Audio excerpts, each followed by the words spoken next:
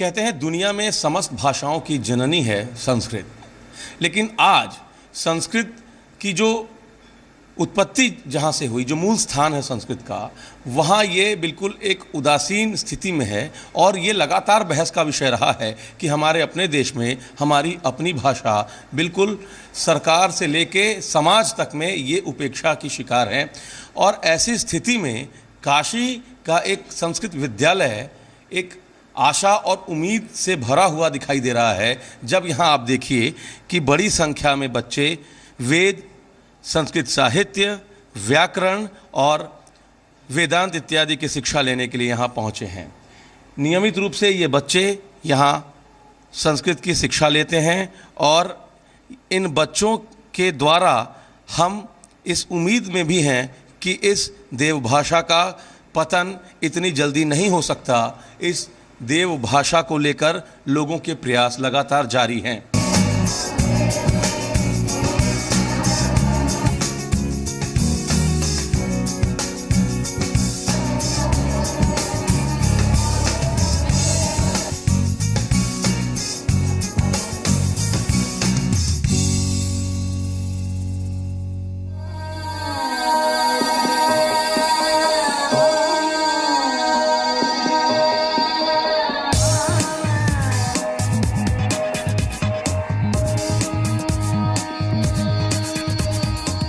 बनारस, काशी या वाराणसी, ये तीनों उस शहर का नाम है जहां से सभ्यता जन्मी है, जहां संस्कृति को नया अवतार मिलता है।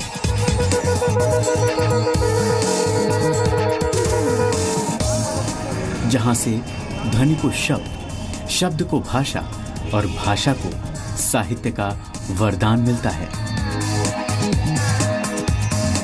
और इन वरदानों का सबसे बड़ा उदाहरण है हमारे वेद, वेदांत, पुराण, उपनिषद और महाभाष्य।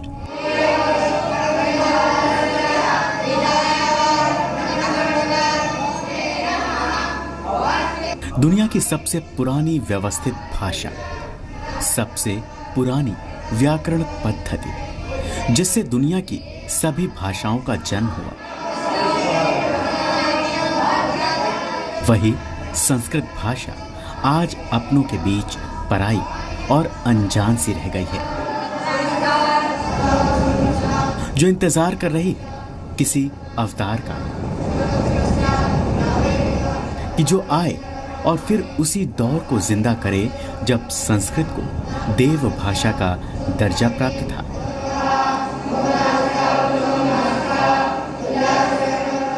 और वाराणसी में संस्कृत को अब मिल गए हैं 2 देवदूत। पहले हैं डॉक्टर देवदत्त और दूसरी हैं लूसी गेस्ट। इस पाठशाला को शुरू करने में जिन 2 लोगों का अहम योगदान है, इन 2 लोगों से हम पहले आपका परिचय करा दें। देवात्मा जी हैं, MBA करने के बाद ये बैंक में नौकरी करते थे। अपनी नौकरी छोड़कर खुद भी पहले संस्कृत की शिक्षा ली और उसके बाद बच्चों को पढ़ाना शुरू किया। उनके ठीक बगल में लूसी गेस्ट हैं, ये इंग्लैंड से हैं, ये MTech हैं। MTech करके ये नौकरी करती थी लंदन में। अपनी नौकरी छोड़कर ये काशी आई, 8-10 सालों तक खुद भी संस्कृत पढ़ी और अब बच्चों को संस्कृत पढ़ा रही हैं।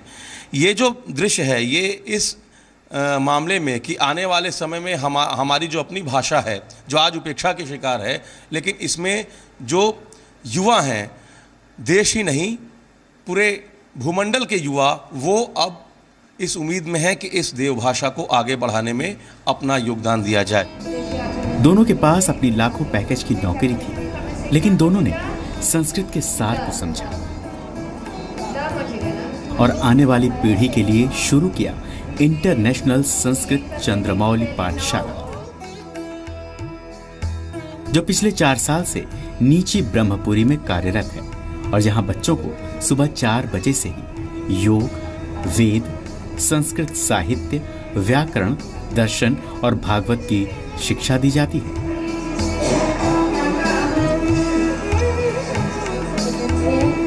काशी को सदियों से संस्कृत भाषा का गृहनगर माना जाता रहा है। लेकिन आज यहाँ भी संस्कृत साहित्य की भाषा न बनकर कर्मकांड की भाषा बनकर रह गई है।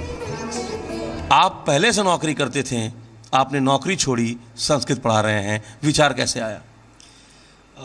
सबसे पहले तो मैं ये बता दूं कि जो वाराणसी है वो आपने सच कहा कि ये देववाणी और संस्कृत भाषा की ही नगरी है। यहाँ पर बहुत सारे संस्कृत के उप विद्यालय, महाविद्यालय और विश्वविद्यालय भी है।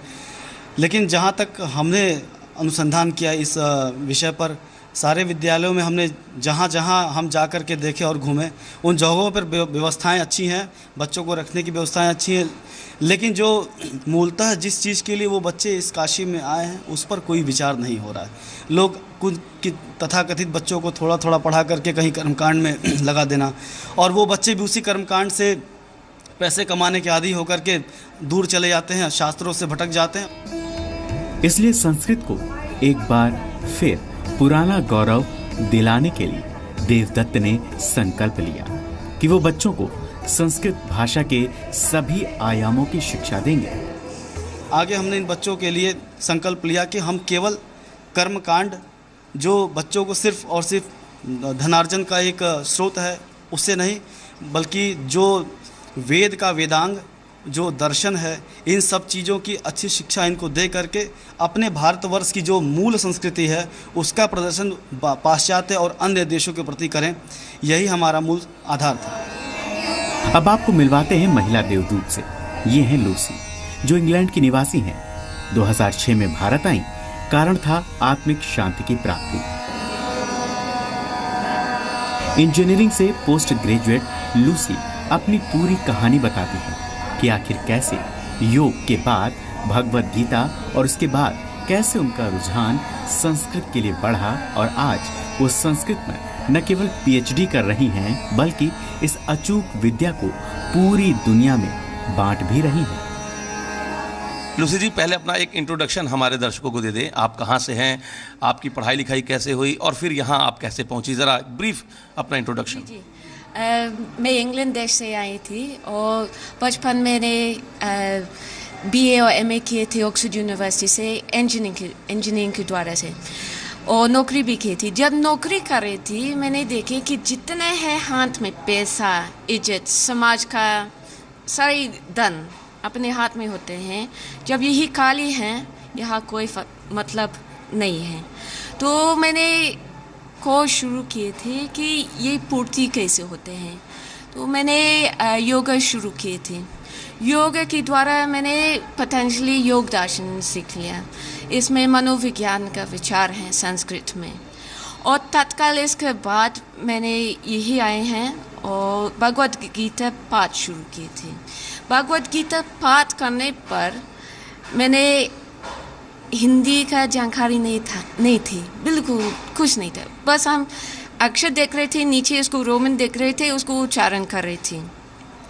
मैंने देखिए कि इतना गंभीर शांति मिल रहे थे, इतना अंदर में ज्ञान घुस रहे थे कि हमारी जानकारी हुआ था कि इसमें बहुत सब कुछ है, असल में इसमें सब कुछ है।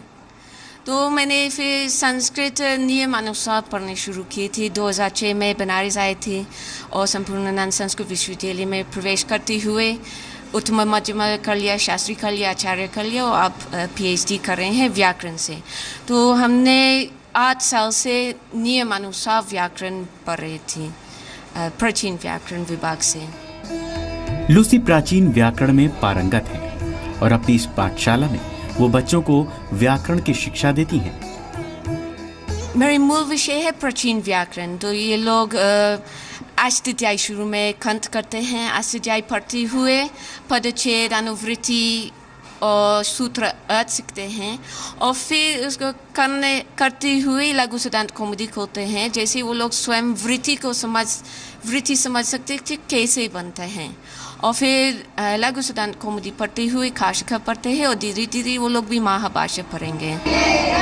लूसी और देवदत्त की इस पाठशाला में आने वाले बच्चे भी संस्कृत भाषा को लेकर काफी उत्साहित हैं, और वो कहते हैं कि संस्कृत की शिक्षा लेकर वो भविष्य में प्रोफेसर बनना चाहते हैं। तमाम बच्चे हमारे साथ हैं। आप अपना पहले परिचय दे दें। मम नाम अभिषेक द्विवेदी अस्ति, मम पितुः नाम श्री अंगद द्विवेदी अस्ति।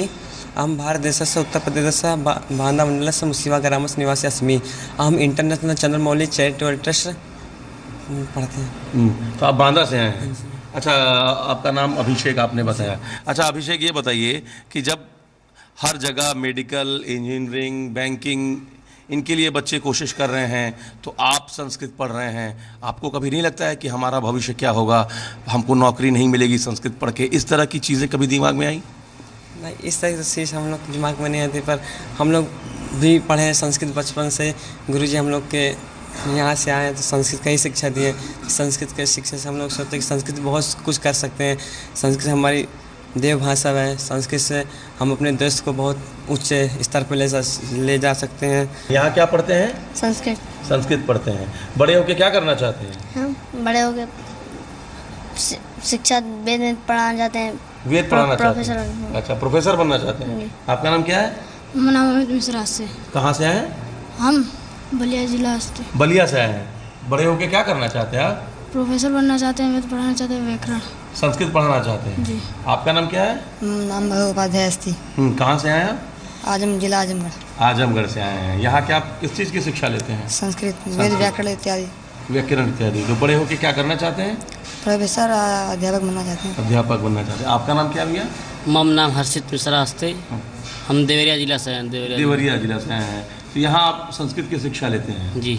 बड़े होके क्या करना चाहते हैं? बड़े होकर संस्कृत को अपन आगे बढ़ाएंगे और मातृभाषा संस्कृत है, और मैं बड़े होकर अपना मतलब प्रोफेसर बन के आगे मतलब बच्चों को शिक्षा देंगे। करियर चयन के बनस्पत देवदत्त बताते हैं कि करियर के लिए संस्कृत किसी भी भाषा, किसी भी विषय से कमजोर नहीं है। जरूरत है तो केवल अपनी भाषा के प्रति सूक्ष्म जानकारी हासिल करने की।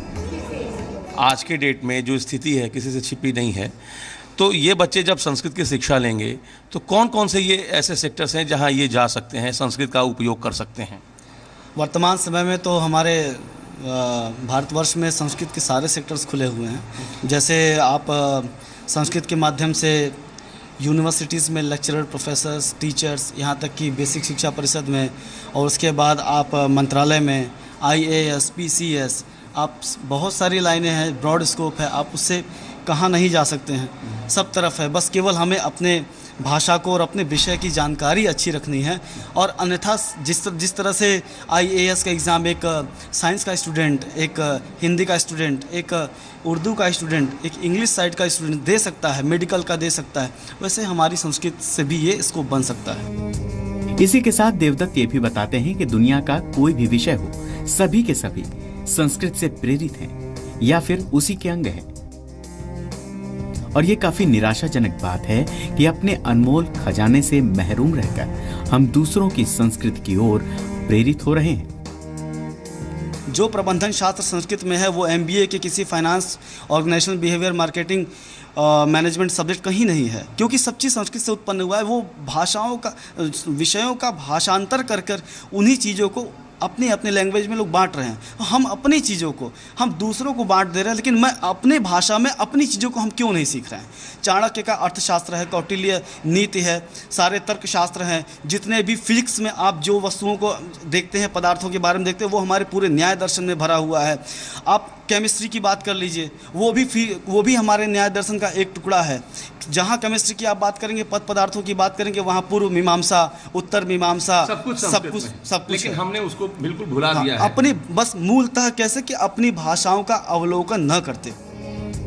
लूसी और देवदत्त के साथ पाठशाला में कुछ अन्य शिक्षक भी हैं जो इस प्रयास को काफी सराहनीय बताते हैं। मैं पंडित अनु त्रिपाठी हूँ, जो मैं वैसे आचार्य किया हूँ, और यहाँ इंटरनेशनल चंद्रमौली चैरिटेबल ट्रस्ट में मुझे शुक्ल यजुर्वेद माध्यमिक शाखा पढ़ाने का कृपा प्राप्त हुआ है।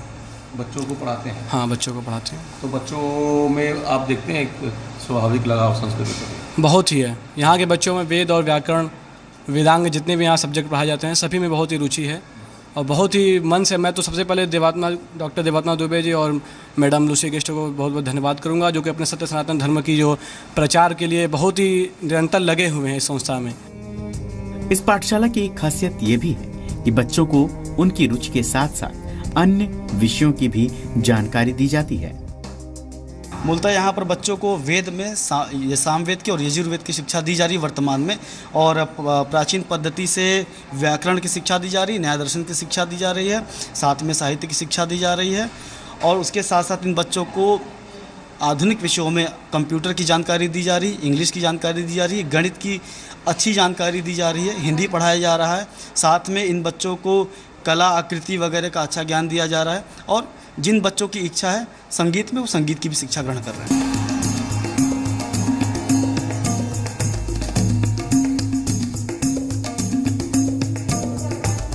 लूसी बताती हैं कि सबसे पहले योग के जरिए उन्होंने शांति की असीम खोज की यात्रा शुरू की थी।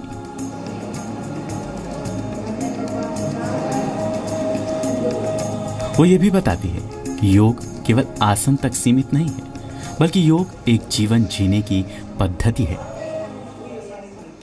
देखिए, योग शब्द बना है युज धातु, युज समाधो अर्थ में होते हैं। तो योग केवल आसन नहीं है, वो यम नियम आसन प्राणायाम प्रत्याहार धारण ध्यान समाधि। तो स्थिर बुद्धि बनाने के लिए योग ही साधन होते हैं। तो यहाँ बच्चे यम और नियम का अभ्यास ही होते हैं, फिर आसन करते हैं, मैंने स्थिर सुखम आसनम। तो जब शरीर स्थित होते हैं फिर प्राण स्थित हो सकते हैं।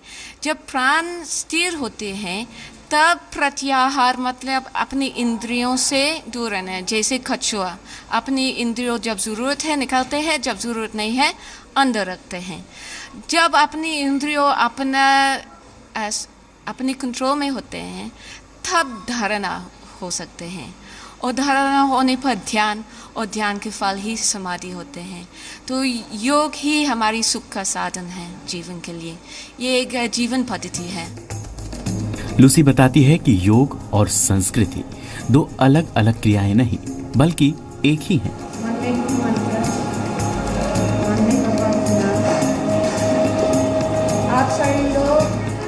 दोनों के युग्म से संस्कार की रचना होती है।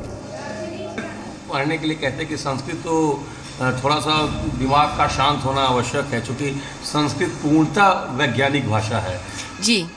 तो उसमें भी मदद मिलती है योग से। योग और संस्कृत जोड़ी है, ये अलग नहीं है।